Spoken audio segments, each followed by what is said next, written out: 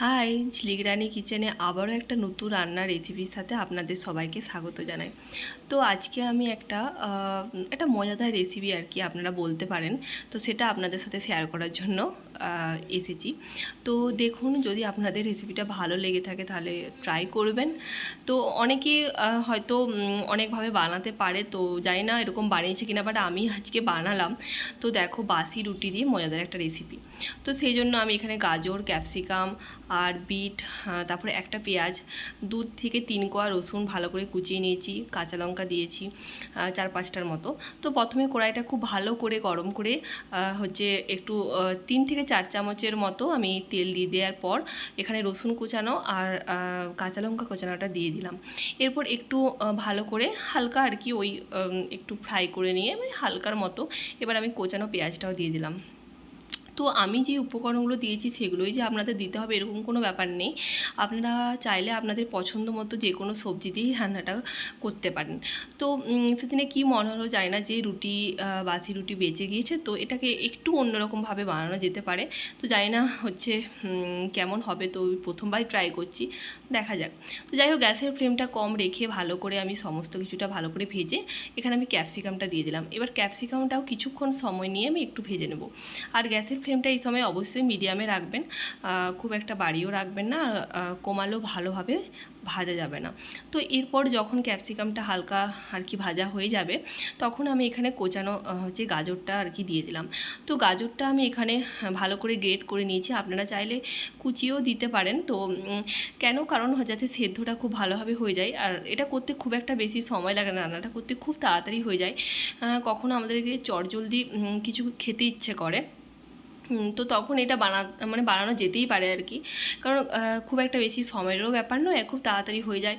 আর যেহেতু আমি এখানে বিভিন্ন রকম সবজি অ্যাড করেছি, তো এটা শরীরের পক্ষেও খুব হেলদি একটা খাবার। তো এরপর দেখুন হালকা কিছুক্ষণ নাড়িয়ে নেওয়ার পর আমি এখানে বিটটাও দিয়ে দিলাম। এবার বিটটা দিয়ে দেওয়ার পরেও আমি কিছুক্ষণ ভালো করে সমস্ত কিছু ভালো করে ভেজে নেব। আর গ্যাসের ফ্লেমটা এই সময় একটু হালকা কমিয়ে রাখবো, যাতে ভালো তলায় না লেগে যায় আর কি, সেই জন্য।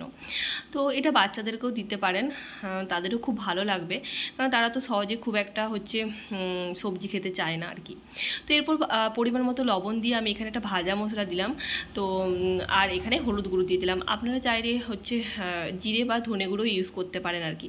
এবার মশলাটা দিয়ে দেওয়ার পর আমি এখানে কিছুক্ষণ সময় নিয়ে আরেকটু ভালো করে ভেজে নেবো, যাতে মশলার গন্ধটা না আর কি থাকে, সেই জন্য একটু সময় নিয়ে ভেজে নিতে হবে। তো দেখুন, এই যে কালারটা যখন চেঞ্জ হয়ে আসবে, তখন আমি এখানে ডিম দিয়ে দিচ্ছি ফাটিয়ে। তো ডিমটা দেওয়ার সময় গ্যাসের ফ্লেমটা আমি একটু বাড়িয়ে রাখবো। তো 2টো ডিম দিয়ে দিলাম এখানে। এবার ডিমটা দিয়েও খুব ভালো করে এটা একটু ভেজে নেব। তো খুব তাড়াতাড়ি, খুব কম সময়ে, আর বিশ্বাস করুন আমি ভাবতে পারিনি রান্নাটা এতটা ভালো হবে খেতে। তো সত্যি খুবই ভালো হয়েছে, ভীষণ ভালো হয়েছিল। তো তারপর আমি ভালো করে ডিমটা দেওয়ার পরও কিছুক্ষণ হালকা করে ভেজে নেব। দিয়ে এখানে আমি রুটিটা আর কি ছোটো ছোটো টুকরো করে নিয়েছিলাম, তো সেগুলো আমি দিয়ে দিলাম। এরপর ভালো করে আর কি সমস্ত কিছুটা একসাথে মিশিয়ে নেব। আর এই সময় অবশ্যই গ্যাসের ফ্লেমটা মিডিয়ামে রাখতে হবে। দেখুন, আপনারা যদি আমার রান্না পছন্দ করেন তাহলে অবশ্যই আমাকে কমেন্ট করবেন, জানাবেন। নতুন নতুন রান্নার ভিডিও যাতে আপনাদেরকে আমি দিতে পারি। আর অনেক দিন হয়তো আমি রান্নার ভিডিও আপনাদেরকে দিইনি, একটু সমস্যার কারণে। তো আবার চেষ্টা করছি যাতে আমি আমার পছন্দের কিছু রেসিপি বা আমার চেষ্টা করা কিছু রেসিপি আপনাদের সাথে শেয়ার করতে পারি। যদি আপনাদের ভালো লেগে থাকে তাহলে আমাকে অবশ্যই বলবেন। তো কিছুক্ষণ সময় নিয়ে ভালো করে ফ্রাই করে নেব, যাতে ফ্রাইটা খুব ভালোভাবে হয়, কারণ ফ্রাই যদি ভালোভাবে না হয় তাহলে কিন্তু একদমই খেতে ভালো লাগবে না। তো কিছুক্ষণ সময় নিয়ে করে নিলেই হয়ে যাবে। নমস্কার, আপনারা কমেন্ট করবেন, নতুন আরও কোনো ভিডিওর সাথে আপনাদের সাথে আমার অবশ্যই দেখা হবে।